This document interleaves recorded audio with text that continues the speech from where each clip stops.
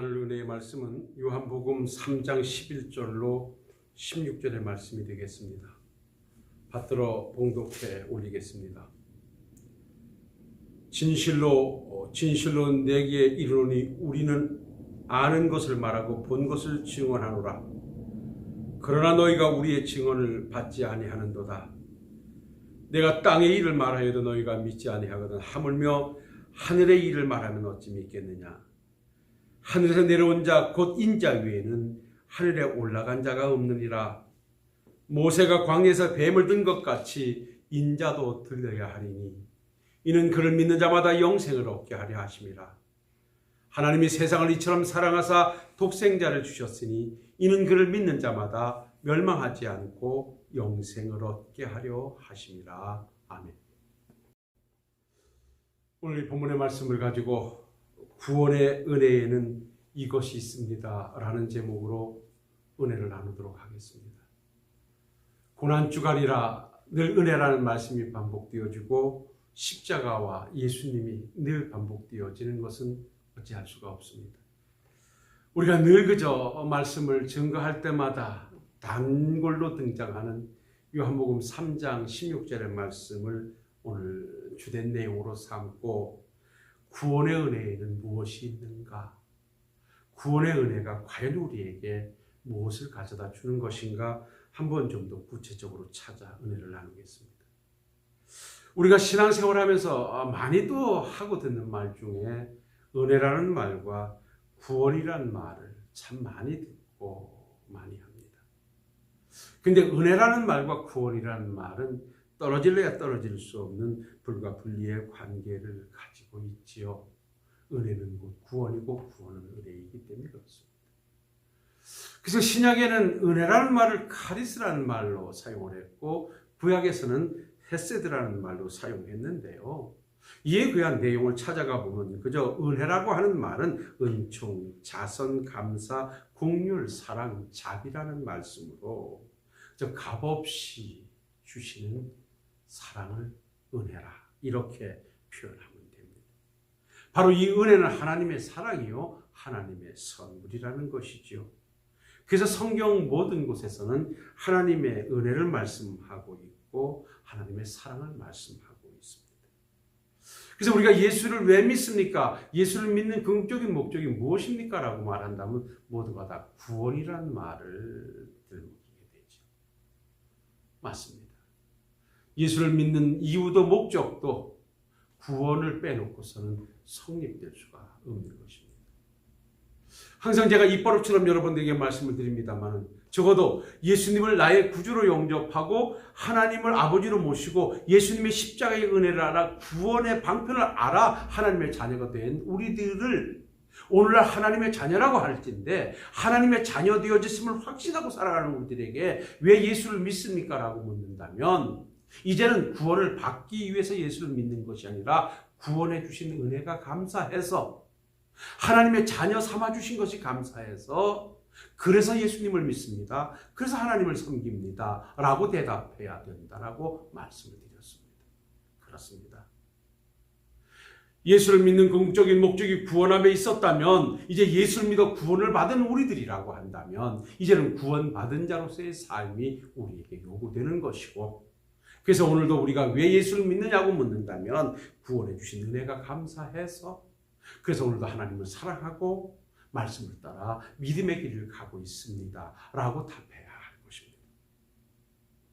저는 늘 성경을 보면서 나름대로 은혜를 정리할 때 은혜에는 세 가지 은혜가 있다라고 늘 정리합니다. 그 하나가 가장 기초적이고 가장 우선되는 은혜가 구원의 은혜지요. 그것은 예수님을 믿음으로 말미암아 얻어지는 예수를 나의 구주로 영접함으로 말미암아 이루어지는 은혜가 바로 구원의 은혜입니다. 그리고 이 구원의 은혜를 받은 자들에게 하나님께서는 이 땅에 하나님의 나라를 건설하고 하나님의 뜻을 이루고 성도에게 또 다른 축복을 주시기 위해서 주시는 은혜가 있는데 그것이 바로 사명의 은혜다. 하나님의 자녀가 되어졌으면 하나님의 일을 하도록 우리에게 사명의 은혜를 주신다는 것입니다. 그래서 각자 직분과 직책을 주시기도 하고요. 갈 길을 열어 우리에게 또 다른 일을 맡겨주시기도 합니다. 그래서 우리는 목사 된 자로, 장로 된 자로, 성도 된 자로, 권사님들 되신 자로 오늘도 우리는 그 사명을 다하며 가는 것 역시 우리에게 주어진 사명의 은혜가 있기 때문에 그렇습니다. 그런가 하면은 우리에게 또 다른 은혜가 하나 있는데 그것은 때를 따라 돕는 은혜가 있다고 말씀을 드립니다. 히브리 14장 16절에 말씀하시기를 그러므로 우리가 긍휼하심을 받고 때를 따라 돕는 은혜를 얻기 위하여 은혜의 보좌 앞에 담대히 나갈 것이니라 하고 말씀합니다. 때를 따라 적합한 때를 위하여 하나님께서 우리에게 베푸신 은혜를 위하여 오늘도 하나님 앞에 날마다 나아가는 자 때를 따라 돕는 은혜가 임하게 됨을 말씀합니다. 저는 이 은혜가 우리에게 반드시 있어야 된다고 믿습니다. 하나님께서 구원의 은혜를 통하여 자녀 삼아주신 그 은혜를 가슴에 간직하고 사명의 은혜를 받아 믿음의 길을 가는 이 섬김의 길을 가는 우리들에게 있어 하나님께서 때를 따라 도와주시는 은혜가 없다면 우리는 이 사명 감당하고 이 구원을 간직해 가기가 버거울 것입니다. 그러나 하나님께서 때를 따라 도와주시는 은혜를 통하여 이 모양 저모양 저희들을 챙겨주시고 섭리하신 가운데 인도해 주시기 때문에 오늘도 구원의 은혜를 가슴에 안고 사명자로서 굳건히 이 땅을 믿음으로 정복해 가고 있는 것입니다. 사랑하는 성도 여러분, 고난중을 통해 우리는 십자가의 의미를 되새겨 봤습니다. 십자가에는 하나님의 사랑이 있었고 죄 용서가 있었고 바로 그 안에 영생이 주어졌다는 사실 앞에 우리는 감사했습니다. 바로 그 영생이 구원입니다. 동일한 내용의 말씀이 되겠습니다마는 하나님이 세상을 사랑하셔서 독생자를 보내주셨고 그 오신 예수님이 십자가에 죽으심으로 말미암아 우리에게 영생 구원을 주셨다고 하면 이 은혜는 한없는 은혜요 우리가 평생 가슴에 품고 감사하며 가야 할 또 어디에 가서나 당당히 하나님의 백성으로 살아가야 할 이유가 되는 은혜가 바로 구원의 은혜입니다. 사랑하는 성도 여러분, 우리는 구원의 은혜를 가지고 얼마나 감사해 보셨습니까? 험한 세상 살아가며 천국에 내 집이 있고 천국에 소망을 둔 자로서 얼마나 당당하게 오늘을 살아오셨습니까? 우리는 그래야 될 분명한 이유가 있습니다. 세상이 가지지 못한, 세상이 줄 수 없는 영원한 하나님의 나라를 우리는 간직했고 하나님의 나라를 소유했기에 이 구원의 은혜 앞에 감사하며 변함없는 믿음의 자리를 지키고 하나님의 역사를 써가는 하나님의 백성들이 되어야 됩니다. 요한복음 3장 16절 한 절을 더듬어 볼 때 바로 이 하나님의 사랑, 다시 말하면 이 구원이라고 하는 은혜 안에 무엇이 작용됐든가, 무엇이 작동됐든가 라고 한다면 저는 이 요한복음 3장 16절을 보면서 세 가지의 구원의 원리를 찾게 됩니다. 그 첫 번째는 이미 제가 고난주간을 통해서 드린 말씀이기도 합니다마는 구원의 은혜는 항상 하나님의 사랑이 함축되어 있었다는 것. 또 한 번 기억해 주시기 바랍니다. 십자가 속에 하나님의 사랑이 있었다고 제가 증거했습니다. 동일한 말씀이 되겠습니다마는 요한복음 3장 16절을 보면 구원의 은혜 안에는 반드시 하나님의 사랑이 있습니다. 다시 한번 말씀을 보시오. 요한복음 3장 16절에 하나님이 세상을 이처럼 사랑하사, 하나님이 세상을 이처럼 사랑하사 독생자를 보내주셨다라고 전제하고 있음에 주목할 것은 하나님의 사랑입니다. 이 하나님의 사랑은 먼저 해주신 사랑입니다. 이 사랑을 우리가 거부할래야 거부할 수 없는 사랑이었고 이 사랑을 통해 이루어내신 구원은 우리의 어떤 것도 개입할 수 없는 하나님의 단독 사역이었다는 데서 우리는 감사해야 됩니다. 그래서 예배소서 1장 3절로 5절에 보면 찬송하리로다 하나님 곧 우리 주 예수 그리스도 아버지께서 그리스도 안에서 하늘에 속한 모든 신령한 복을 우리에게 주시되 곧 창세전에 그리스도 안에서 우리를 택하사 우리로 사랑 안에서 그 앞에 거룩하고 흠이 없게 하시려고 그 기쁘신 뜻대로 우리를 예정하사 그리스도로 말미암아 자기의 아들들이 되게 하셨으니라고 말씀합니다. 하나님의 사랑에 의해서 우리를 선택하셨고 불러주셨고 하나님의 자녀 삼아주셨다라고 하는 것입니다. 그래서 바로 여기에 하나님의 사랑이 있다고, 십자가 안에 하나님의 사랑이 있다고, 구원에는 하나님의 사랑이 있다고 성경은 여러 곳에서 우리에게 말씀해 주고 있습니다. 사랑하는 성도 여러분, 사랑이